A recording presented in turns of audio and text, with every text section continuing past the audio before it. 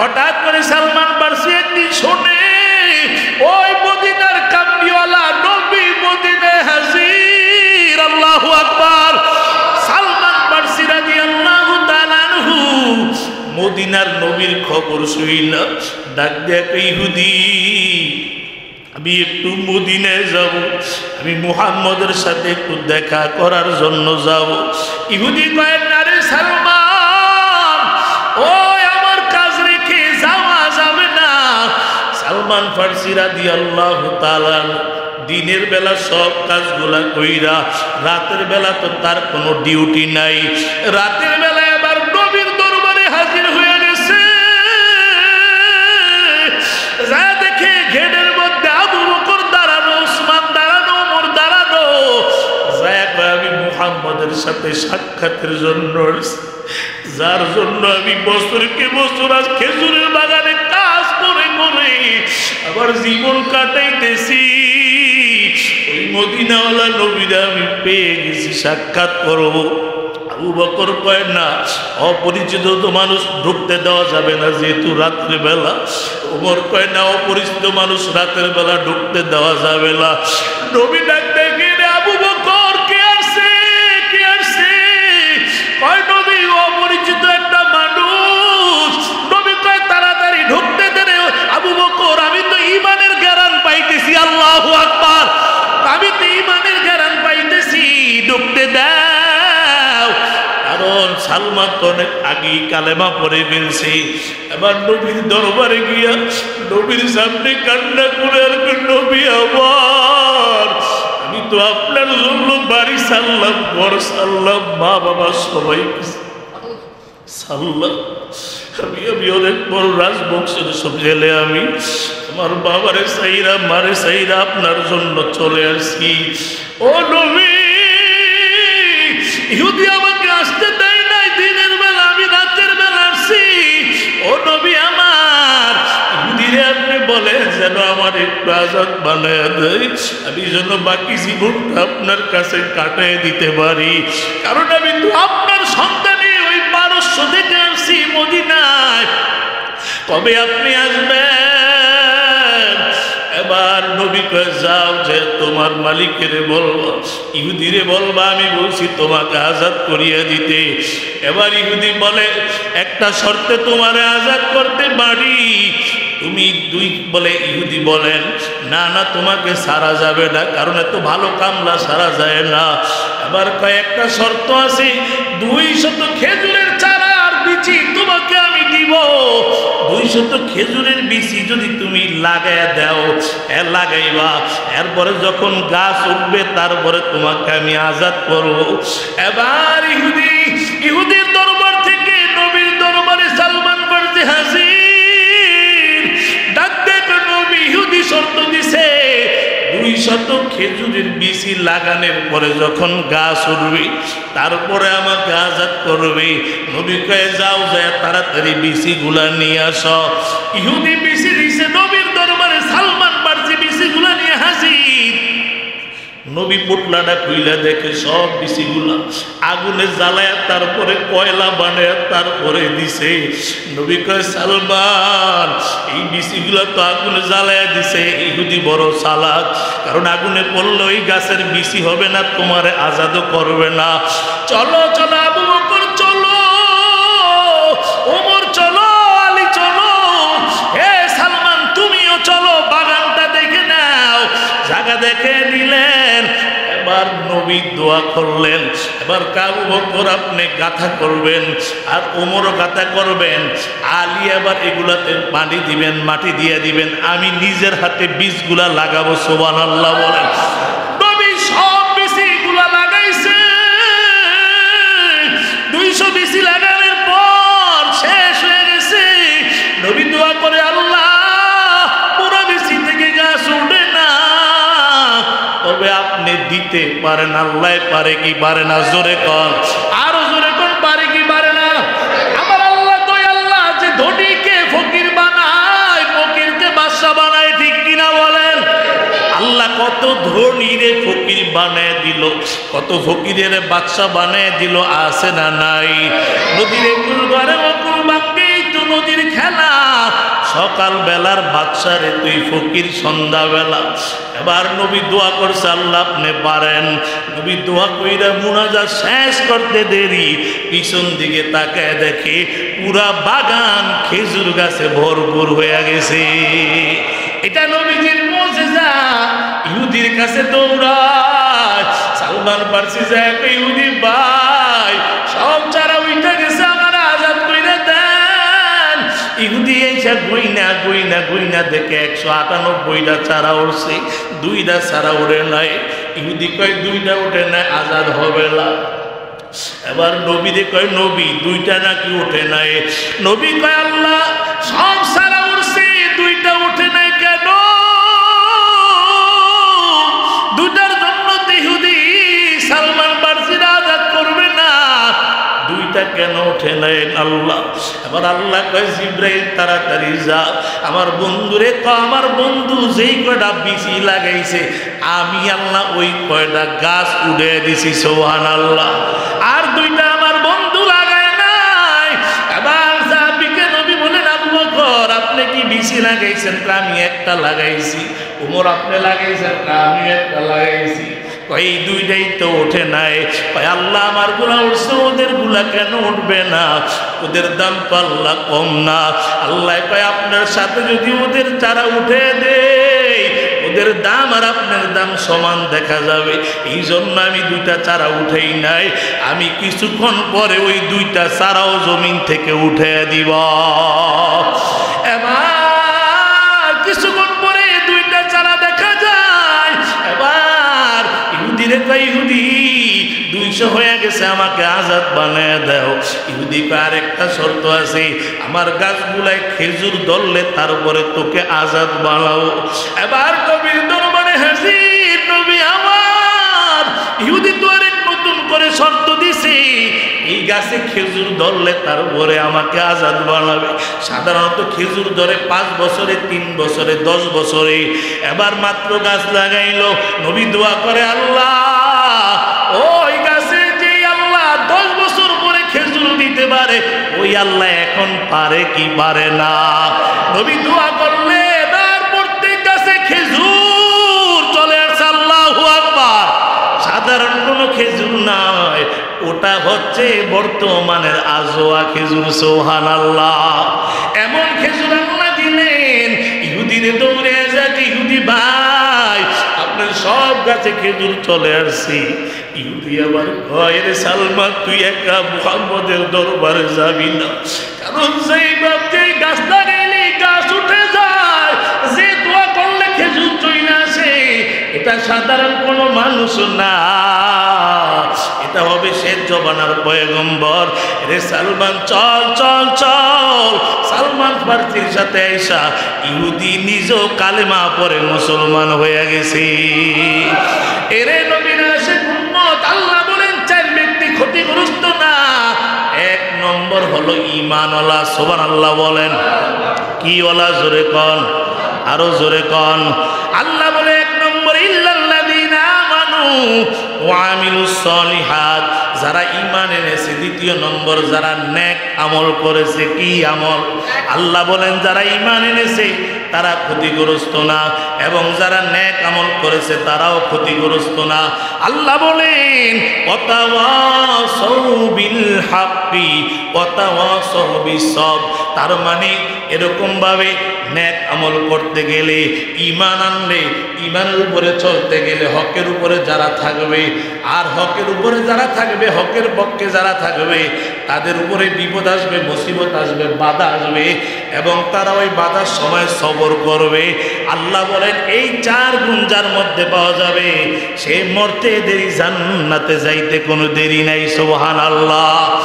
ইমাম শাফি রহমাতুল্লাহ আলাইহি বলেন সূরাতুল আসরের এত দাম, এত দাম, বলে আল্লাহ কোরআন 30 পারা কোরআন নাজিল না করে যদি সূরাতুল আসর নাজিল করিয়া দিত, আর এই সূরার উপরে যদি কোনো বান্দা বান্দি আমল করত, ও ডাইরেক্ট জান্নাতি হয়ে যাইত, সুবহানাল্লাহ। তাইলে কয় গুণ ওয়ালা মানুষ জান্নাতি? জোরে কোন, জোরে জোরে। 4 গুণ। কয় গুণ? জোরে কোন, কয় গুণ? 1 নম্বরে কি? আল্লাহ বলে ইল্লাল্লাযীনা আমানু, ইমান, 2 নম্বরে আমলে চলে মানে নেক আমল। আল্লাহ যেইভাবে চলতে বলছেন, নবী যেইভাবে তরিকা দেখাইছেন, এইভাবে চলা, নেক আমল করা, ভালো কাজ করা। 3 নম্বর হকের পক্ষে থাকা। কিসের পক্ষে? জোরে কন। হকের পক্ষে। বলে হকের পথ কোনটা? ইব্রাহিম নবী আছে, আর এরকম ভাবে নমরুদ আছে। ইব্রাহিম নবীর হকের পথ, মুহাম্মদুর রাসূলুল্লাহ আছে, আবু জাহেল আছে, মুহাম্মদুর রাসূলুল্লাহ হকের পথ। মুসা আছে, ফেরাউন আছে, মুসা নবীর হকের পথ। ঠিক কিনা বলেন? বলে হকের পক্ষে থাকা। আর হকের পক্ষে থাকলে বাধা আসবে, বিপত্তি আসবে। এটার মধ্যে যারা সবর করবে, আল্লাহ বলেন এই 4 গুণ যার মধ্যে পাওয়া যাবে, সে জান্নাতি হয়ে যাবে। সুবহানাল্লাহ। কয় গুণ? কয় গুণ? জোরে কোন, আরো জোরে কোন, কয় গুণ? হকের পক্ষে থাকতে হবে, আর বাধা আসলে সবর করতে হবে। কি করতে হবে? সবর করতে হবে। নবীর জন্য, আল্লাহর জন্য, কোরআনের জন্য যদি রক্ত লাগে রক্ত দিতে হবে, জীবন লাগলে। وتواصوا بالحق وتواصوا بالصبر وقال رسول الله صلى الله عليه وسلم إنما الأعمال بالنيات أو كما قال النبي عليه الصلاة والسلام وقال تعالى في شان حبيبه ومحبوبه ومعشوقه مقبدا وقياما إن الله وملائكته يصلون على النبي يا أيها الذين آمنوا صلوا عليه وسلموا تسليما اللهم صل على محمد وعلى آل محمد كما صليت على إبراهيم وعلى آل إبراهيم إنك حميد مجيد اللهم بارك على محمد وعلى آل محمد كما باركت على إبراهيم وعلى آل إبراهيم إنك حميد مجيد بلغ العلا بكماله كشف الدجى بجماله حسنت جميع خصاله توحید کی امانات سینوں میں ہے ہمارے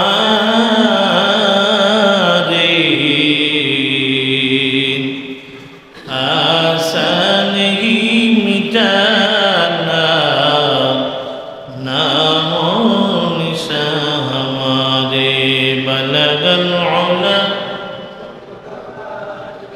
كشف الدجى بجماله حسنت جميع خصاله لا إله إلا الله لا إله إلا الله لا إله إلا الله لا إله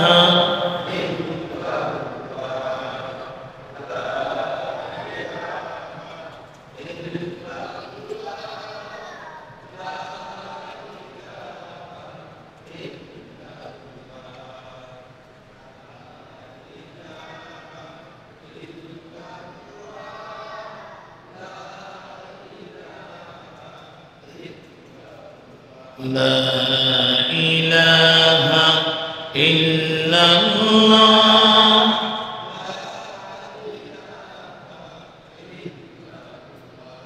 बैजन हाथे कोरी हाथेर काम पाए कोरी पाएर काम जबानेते जपरे मोमिन मोहान अल्लाह जाती नाम जोरे ला इलाहा इल्लल्लाह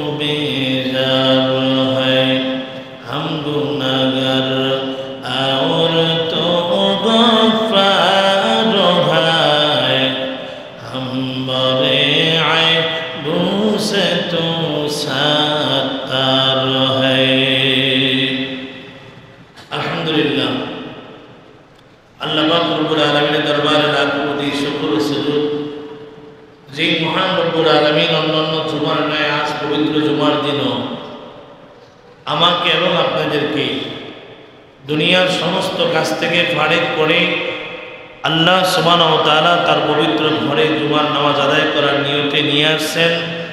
এই জন্য দিল থেকে কালিমাতুশ শুকর আদায় করি আলহামদুলিল্লাহ। আল্লাহ পাক রব্বুল আলামিন বলেন লাইন শাকারতুম লাযিদান্নাকুম ওয়া লাইন কাফারতু ইল্লা আযাবি লাশাদীদ। আল্লাহ বলেন কোন বান্দা বান্দি যদি নিয়ামত পেয়ে নিয়ামতের শুকর আদায় করে আমি আল্লাহ তাআলা ওই বান্দার নিয়ামতকে আরো বাড়ায় দেব সুবহানাল্লাহ। আর নিয়ামত পেয়ে যদি কোনো বান্দা এই নিয়ামতের নাশুকরি করে আল্লাহ বলেন নিয়ামতকে তো সিনে নিবই, ইন্না আযাবি লাশাদীদ, আমি কঠিন আযাবে তাকে গ্রেফতার করব। নাউযুবিল্লাহ মিন যালিক। এই জন্য আল্লাহ পাকের মেহেরবানি দয়া মায়া, আল্লাহ তাআলা এক নম্বর দয়া হলো আল্লাহ আমাদেরকে হেদায়েত দান করছেন। সুবহানাল্লাহ। কি দান করছেন? হেদায়েত দান করছেন, ঈমান দান করছেন। আমরা কেউ কোনোদিন চাই নাই, চাইছি নি আল্লাহর কাছে, কোনোদিন দোয়া করিনি আল্লাহ আপনি আমাদেরকে ঈমানদার বানান, কোনোদিন চাইনি। কোনোদিন আল্লাহ দয়া করে মায়া করে আপনাকে আমাকে মুসলমানের ঘরে পাঠাইছেন। সুবহানাল্লাহ। এই ঈমান দিয়েছেন, এত বড় দৌলত দিয়েছেন, হেদায়েত দিয়েছেন, এটা হলো আল্লাহর পক্ষ থেকে বান্দার জন্য সবচাইতে বড় নিয়ামত। এই জন্য আবার কালিমাতুশ শুকর আদায় করে আলহামদুলিল্লাহ। আমরা তো ডাইরেক্ট ঈমান পেয়ে গেছি, ঠিক না? আল্লাহ তাআলা বলেন 30 পারার মধ্যে আল্লাহ বলেন সূরাতুল আসরের মধ্যে বিসমিল্লাহির রহমানির রহিম ওয়াল আসর ইন্নাল ইনসানা লাফি খুসর। আল্লাহ বলেন আসরের সময়ের কসম, আসরের সময়ের কসম খাইলেন আল্লাহ। আল্লাহর তো কোনো কসম খাওয়া লাগে না, কারণ কোনো কথা কাউকে বিশ্বাস করাইতে যাইয়া গুরুত্ব বুঝাইতে গিয়ে আমরা কসম খাই কি খাই না? খাইনি। গুরুত্ব বুঝাইতে যায় কসম খাই, একটা কথা কাউকে বিশ্বাস করাইতে যায় কসম খাই। আল্লাহর কসম খাওয়া লাগে না, তারপর গুরুত্ব বুঝানোর জন্য আল্লাহ সময়ের কসম খাইলেন। আমরা তো কসম খাই কার? জোরে কয় না? আরো জোরে। আল্লাহ ব্যতীত কারো নামে কসম খাওয়া যাবে? এটাও বলে দেই আল্লাহ ছাড়া কারো নামে কসম খাওয়া জায়েজ নেই। আমরা অনেকে কসম খাই, আমার পোলার কসম, আমার বিবির কসম, কোরআন শরীফের কসম খাইনি। আছে না আমাদের সমাজে? কসম খাই, আমার পোলার কসম খাইলাম, বিবির কসম খাইলাম, কোরআন শরীফ নিয়ে কসম খাইলাম, এগুলো জায়েজ নেই। কসম খাইলে একমাত্র কার নামে? আল্লাহর নামে কসম খাওয়া যায়, খাইতে হবে। তা আল্লাহ তাআলা এখানে সময়ের কসম খাইলেন। সময়ের কসম খায় আল্লাহ বললেন ওয়াল আসরি ইন্নাল ইনসানা লাফি খুসর। আল্লাহ বলেন সব মানুষ ক্ষতিগ্রস্ত। সব মানুষ, কে বলছেন? আল্লাহ। কে বলছেন? আল্লাহ। সময়ের কসম কেন খাইলেন? মানুষের জীবনে সবচাইতে দামি যে জিনিস সেটার নাম হলো সময়। যেটা দামি জিনিস সেটার নাম কি? সময়। আপনি সময় পাইছেন, দামি হয়ে গেছেন। সময় পান নাই, দামি হতে পারবেন না। কেমনে দামি? আল্লাহর ওলির এক ঘটনা বলি মাঝে মধ্যে।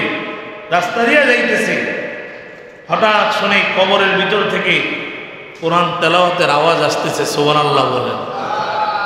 কোরআন তেলাওয়াতের আওয়াজ কোথায়? কোথায়? আল্লাহর ওলি শুনছেন কোরআনের আওয়াজ।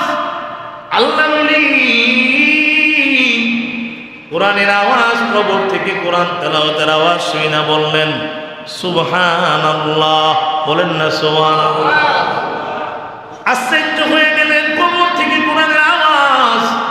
কবরের কোরআনের আওয়াজ শোনার মতো কান আল্লাহ সবাইকে দেন নাই।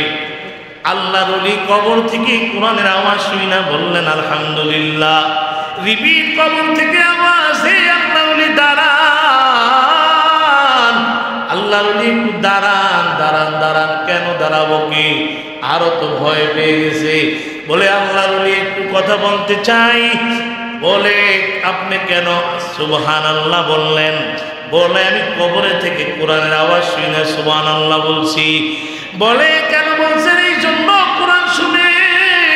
বলে আপনি কত বছর কবরে কোরআন তেলাওয়াত করেন? 400 বছর পর্যন্ত তেলাওয়াত করি। সুবহানাল্লাহ। আল্লাহর ওলির ডাক দেখে আল্লাহর ওলি আমার 400 বছরের কোরআনের তেলাওয়াতের সওয়াব আপনি নিয়ে যান, আর আপনার একবার সুবহানাল্লাহর সওয়াবটা আমাকে দিয়া যান। আল্লাহর ওলি প্রশ্ন করে, যিনি কবর তেলাওয়াত করে সাধারণ মানুষ না, তিনি একজন আল্লাহর ওলি, ঠিক কিনা বলে? দেখো এর কবর না ভাই, কারণ কি আমি জানতে চাই। আমার একবার সুবহানাল্লাহর সওয়াব তুমি 400 বছর কোরআন তেলাওয়াতের বিনিময় নিতে চাও, আর আমাকে তোমার কোরআন তেলাওয়াতের সওয়াব দিতে চাও, কারণ কি? আল্লাহর ওলি কবর থেকে ডাক দেখ, আল্লাহর ওলি আমি কবরে আসার পর 400 বছর পর্যন্ত কোরআন তেলাওয়াত করি। আমার মানুষ যখন ইন্তেকাল হয়ে যায়, মারা যায়, সে যত আমল করুক না কেন আমলের দরজা বন্ধ হয়ে যায়, একটা সওয়াবও হয় না। আর জীবিত অবস্থায় কোনো বান্দা যদি একবার সুবহানাল্লাহ বলে, আসমান জমিনের মাঝে যত ফাঁকা জায়গা আছে, আমার আল্লাহ এই ফাঁকা জায়গাগুলা নেকি দ্বারা ভরপুর করিয়া দেয়। এরে নবীর আশিক উম্মত, হায়াতের দাম বেশি না কম? জোরে কম? বেশি না কম? হায়াতের দাম বড় বেশি, সময়ের দাম বেশি। আল্লাহর ওলি বলেন সময়ের বড় দাম, সময়ের বড় দাম। আল্লাহ এই জন্য সময়ের কসম খাইলেন। এবার বলে কেমন দাম?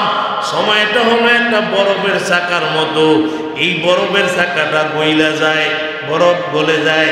ফ্যাক্টরি থেকে বের করার পরে যখন রাইকা দেওয়া হয়, আস্তে আস্তে কি হয়? জোরে কম? আস্তে আস্তে বরফ ক্ষয় হয়ে যায়, গলে যায়। কাজে লাগলেও গলে, না লাগলেও গলে। কথা কয় না?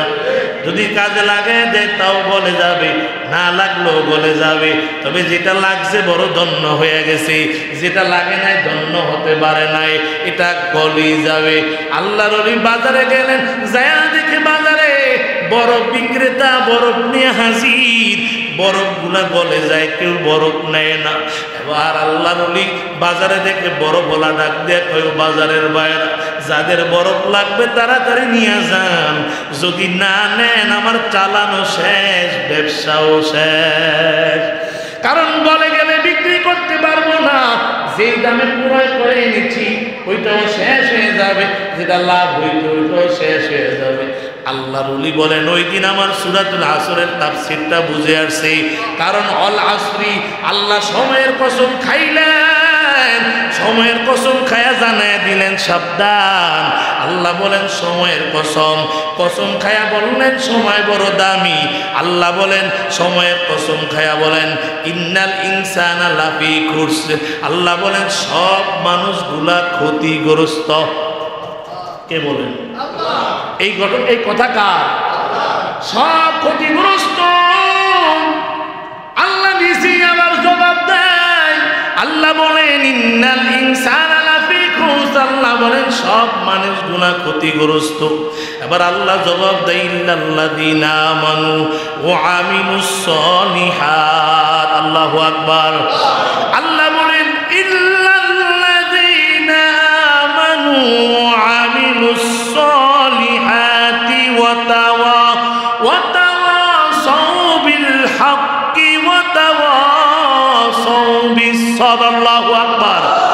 আল্লাহ নিজে বলেন সব মানুষ ক্ষতিগ্রস্ত। এবার আল্লাহ নিজেই বলেন ইল্লাল্লাযীনা আমানু, ওরা ক্ষতিগ্রস্ত না যারা ঈমান এনেছে। সুবহানাল্লাহ। ওরা ক্ষতিগ্রস্ত না যারা ঈমান এনেছে। কি এনেছে জোরে কোন? ঈমান। এক নম্বর আল্লাহ বলেন ইল্লাল্লাযীনা আমানু, যারা ঈমান এনেছে তারা ক্ষতিগ্রস্ত না, তারা বিপদের মধ্যে না, কারণ তাদের কাছে ঈমান আছে। বলে ঈমান এত বড় দামি দৌলত, আমরা কোনোদিন এই দামি দৌলতের জন্য দোয়া করি নাই, অথচ সাহাবায়ে কেরাম এই ঈমান পাওয়ার জন্য কত কষ্ট করেছেন, কত মুজাহিদা করেছেন। ঠিক না বেঠিক? আমার বাবা মুসলমান, আমি মুসলমান, দাদা মুসলমান, আমি মুসলমান হয়ে গেছি, কোনো কষ্ট নাই। ঈমানটা বড় সহজে পেয়ে গেছি, এই জন্য ঈমানের জন্য মায়া নাই। সাহাবায়ে কেরাম কত কষ্ট করেছেন ঈমান পাওয়ার জন্য। বলে সালমান ফারসি রাদিয়াল্লাহু তাআলা আনহু নবীর একজন সাহাবী, বয়স্ক সাহাবী, ওই পারস দেশে তার বাড়ি। এই সালমান ফারসি রাদিয়াল্লাহু তাআলা আনহু যখন বালক হলেন, 14-15 বছর হয়েছে, উনি একদিন দেখে তাওরাত ইনজিলের আলেমেরা, তাওরাত কিতাবের পণ্ডিতেরা এক জায়গায় বসে আলোচনা করে এমন একজন নবী আসবে যার নাম হবে মুহাম্মদ, আর যার উম্মতের দাম ওই বনি ইসরাইলের নবীদের থেকেও বেশি। সুবহানাল্লাহ। যার উম্মত হওয়ার জন্য নবীরা পর্যন্ত দোয়া করেছেন। এবার ডাক দেখা, ভাই এই নবী কোথায় আসবে? বলে নবী মক্কায় আসবে, ওখান থেকে হিজরত করে মদিনায় আসবে। সালমান ফারসি পাগল হয়ে গেছে, কেমনে ওই নবীর দেখা আমি পাবো, কেমন করে পাবো ওই নবীর সন্ধান? বলে মক্কায় আসবে, ওখান থেকে মদিনায় আসবে। বলে তার কালিমাটা কি হবে? বলে তার কালিমা হবে লা ইলাহা ইল্লাল্লাহু মুহাম্মাদুর রাসূলুল্লাহ। সবাই বলেন না লা ইলাহা ইল্লাল্লাহু মুহাম্মাদুর রাসূলুল্লাহ। তার কালিমা হবে লা ইলাহা ইল্লাল্লাহ মুহাম্মাদুর রাসূলুল্লাহ। সালমান ফারসি ডাক দিয়া কয়, ভাই তোমরা এখনই আমাকে ওই নবী মুহাম্মদের কালিমাটা পড়ায়া দাও। কালিমা পড়ে নিলেন, নবীর লগেজ দেখা নাই, সাক্ষাৎ নাই। সালমান ফারসি রাদিয়াল্লাহু তাআলা কালেমা পড়ে নিলেন। এবার সালমান ফারসির চিন্তা ভাবনা কিভাবে নবীর সাথে সাক্ষাৎ করবে, মোলাকাত করবে।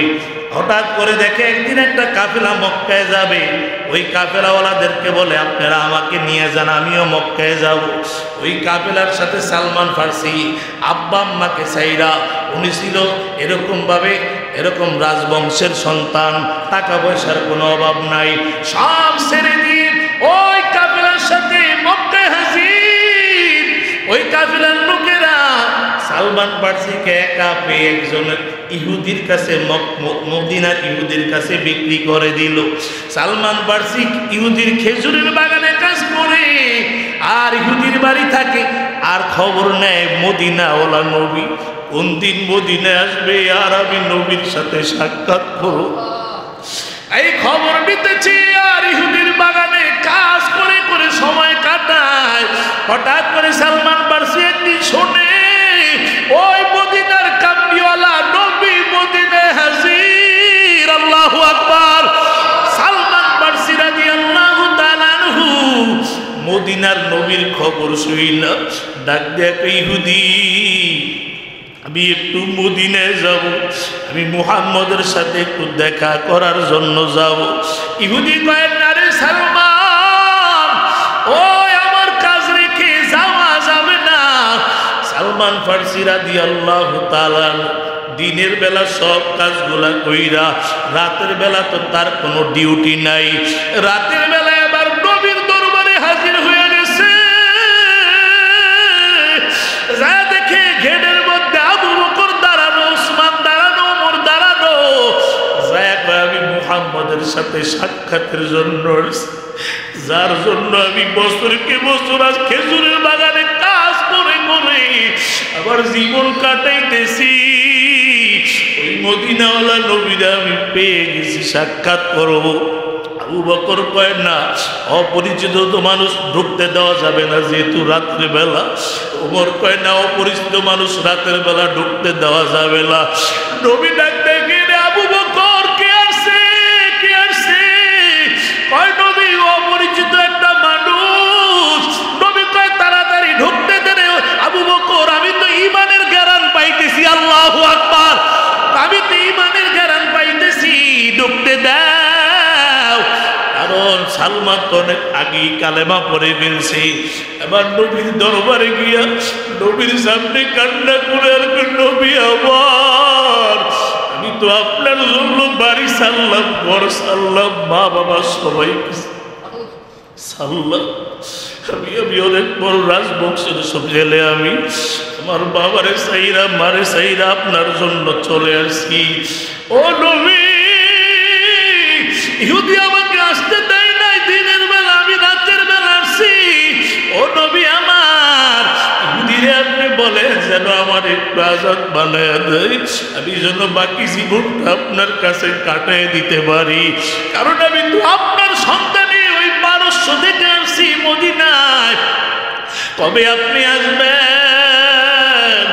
এবার নবী কয়ে, যাও যে তোমার মালিকের বলবা, ইহুদিরে বলবা আমি বলছি তোমাকে আজাদ করিয়া দিতে। এবার ইহুদি বলে, একটা শর্তে তোমারে আজাদ করতে পারি। তুমি দুই বলে ইহুদি বলেন, না না, তোমাকে সারা যাবে না, কারণ এত ভালো কামলা সারা যায় না।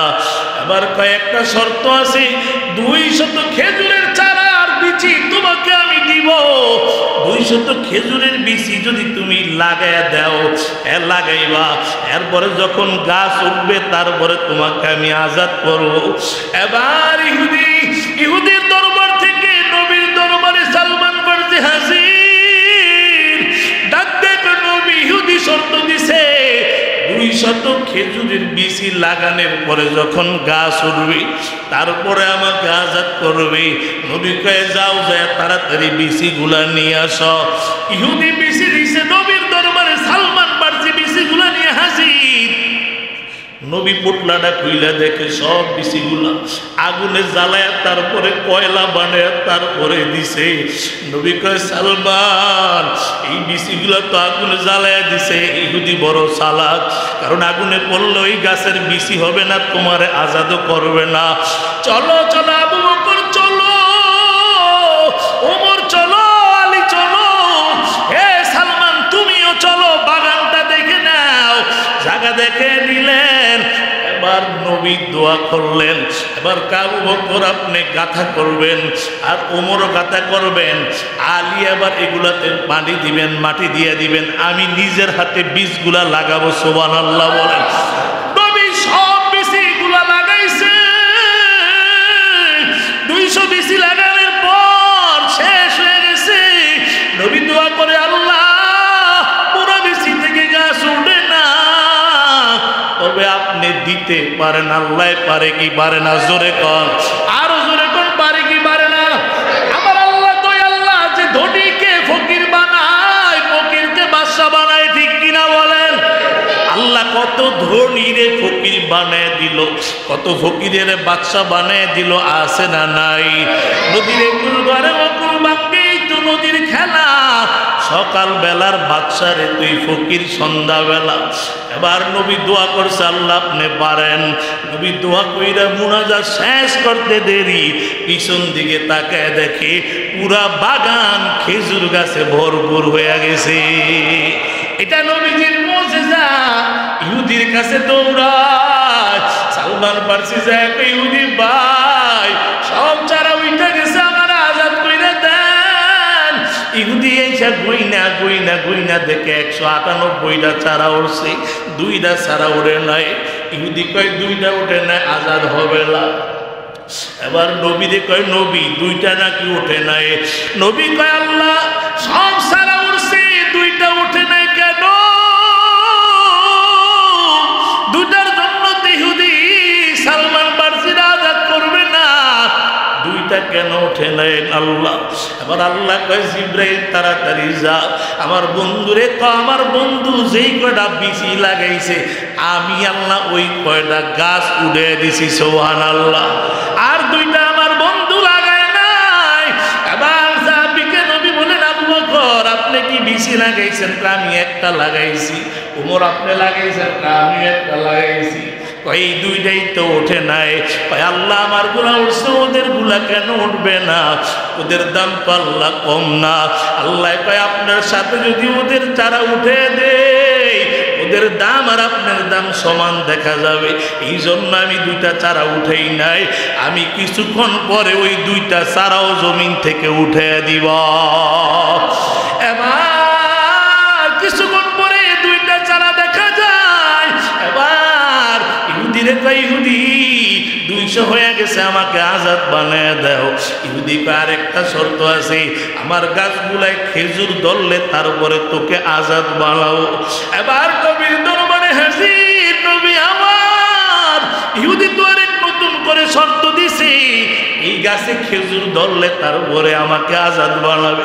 সাধারণত খেজুর ধরে 5 বছরে, 3 বছরে, 10 বছরে। এবার মাত্র গাছ লাগাইলো। নবী দোয়া করে, আল্লাহ ওই গাছে যে আল্লাহ 10 বছর পরে খেজুর দিতে পারে, ওই আল্লাহ এখন পারে কি পারে না? নবী দোয়া করলে এবার প্রত্যেক গাছে খেজুর চলে আসছে। আল্লাহু আকবার। সাধারণ কোনো খেজুর নয়, ওটা হচ্ছে বর্তমানের আজোয়া খেজুর, সুবহানাল্লাহ। এমন খেজুর আল্লাহ দিলেন। ইহুদিরে দৌড়ে যাক, ইহুদি ভাই আপনার সব গাছে খেজুর চলে আসছি। ইহুদি আবার কয়, রে সালমান তুই একা মুহাম্মদের দরবারে যাবি না, কারণ সেই বাপ যেই গাছ লাগাইলে গাছ উঠে যায়, যে দোয়া করলে খেজুর চলে আসে, এটা সাধারণ কোনো মানুষ না, এটা হবে শেষ জবানার পয়গম্বর। রে সালমান চল চল চল। সালমান ফার্সির সাথে আইসা ইহুদি নিজেও কালেমা পড়ে মুসলমান হয়ে গেছে। এরে নবীর আশিক উম্মত, আল্লাহ বলেন 4 ব্যক্তি ক্ষতিগ্রস্ত না। 1 নম্বর হলো ঈমানওয়ালা, সুবহানাল্লাহ বলেন। কি ওয়ালা? জোরে কন, আরো জোরে কন। আল্লাহ বলে 1 নম্বর ইল্লাল্লাযীনা আমানু ওয়া আমিলুস সলিহাত, যারা ঈমান এনেছে। 2 নম্বর যারা নেক আমল করেছে। কি আমল? আল্লাহ বলেন যারা ঈমান এনেছে তারা ক্ষতিগ্রস্ত না, এবং যারা নেক আমল করেছে তারাও ক্ষতিগ্রস্ত না। আল্লাহ বলেন ওয়াতাওয়াসাউ বিল হাক্কি ওয়াতাওয়াসাউ বিস-সবর। তার মানে এরকম ভাবে নেক আমল করতে গেলে, ঈমান আনলে, ঈমানের উপরে চলতে গেলে হকের উপরে যারা থাকবে, আর হকের উপরে যারা থাকবে, হকের পক্ষে যারা থাকবে, তাদের উপরে বিপদ আসবে, মুসিবত আসবে, বাধা আসবে, এবং তারা ওই বাধার সময় সবর করবে। আল্লাহ বলেন এই 4 গুণ যার মধ্যে পাওয়া যাবে, সে মরতে দেরি, জান্নাতে যাইতে কোনো দেরি নাই, সুবহানাল্লাহ। ইমাম শাফি রাহমাতুল্লাহ আলাইহি বলেন সূরাতুল আসরের এত দাম, এত দাম, বলে আল্লাহ কোরআন 30 পারা কোরআন নাজিল না করে যদি সূরাতুল আসর নাজিল করিয়া দিত, আর এই সূরার উপরে যদি কোনো বান্দা বান্দি আমল করত, ও ডাইরেক্ট জান্নাতি হয়ে যাইত, সুবহানাল্লাহ। তাইলে কয় গুণ ওয়ালা মানুষ জান্নাতি? জোরে কোন, জোরে জোরে। 4 গুণ। কয় গুণ? জোরে কোন, কয় গুণ? 1 নম্বরে কি? আল্লাহ বলে ইল্লাল্লাযীনা আমানু, ইমান, 2 নম্বরে আমলে চলে মানে নেক আমল। আল্লাহ যেইভাবে চলতে বলছেন, নবী যেইভাবে তরিকা দেখাইছেন, এইভাবে চলা, নেক আমল করা, ভালো কাজ করা। 3 নম্বর হকের পক্ষে থাকা। কিসের পক্ষে? জোরে কর। হকের পক্ষে। বলে হকের পথ কোনটা? ইব্রাহিম নবী আছে, আর এরকম ভাবে নমরুদ আছে। ইব্রাহিম নবীর হকের পথ, মুহাম্মদুর রাসূলুল্লাহ আছে, আবু জাহেল আছে, মুহাম্মদুর রাসূলুল্লাহ হকের পথ। মূসা আছে, ফেরাউন আছে, মূসা নবীর হকের পথ। ঠিক কিনা বলেন?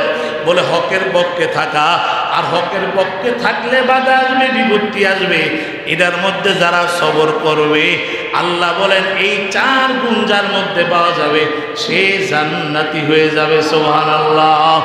কয় গুণ? কয় গুণ? জোরে কোন, আরো জোরে কোন, কয় গুণ?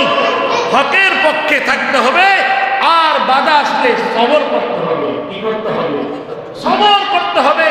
নবীর জন্য, আল্লাহর জন্য, কোরআনের জন্য যদি রক্ত লাগে রক্ত দিতে হবে, জীবন লাগলে